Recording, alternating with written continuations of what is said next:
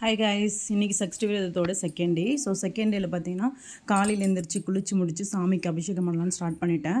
ஒரு தாமலை தட்டு எடுத்து வச்சு அதில் சாமியை வச்சு தண்ணி ஊற்றி வாஷ் பண்ணிவிட்டு அதில் வந்து மஞ்சள் அபிஷேகம் பண்ணலான்னு சொல்லி மஞ்சள் கொட்டி அபிஷேகம் பண்ணிட்டேன். நேற்று வந்து பார்த்திங்கன்னா மஞ்சள் அபிஷேகம் மட்டும்தான் பண்ணேன். இன்றைக்கி செகண்ட் டேன்றதுனால 2 அபிஷேகம்.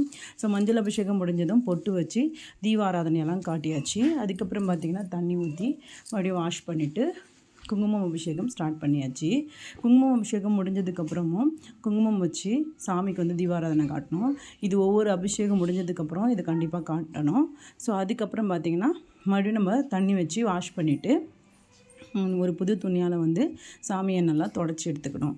சாமியை நல்லா தொடச்சதுக்கப்புறம் சாமியோட துணியை வச்சு சாமிக்கு துணியெல்லாம் போட்டு குட்டி குட்டி சாமந்தி பூ குட்டி குட்டியாக கட் பண்ணி மாலை கோர்த்து அது சாமிக்கு போட்டு அவருடைய மனையில் வந்து அவர் வந்து அமர்த்தியாச்சு.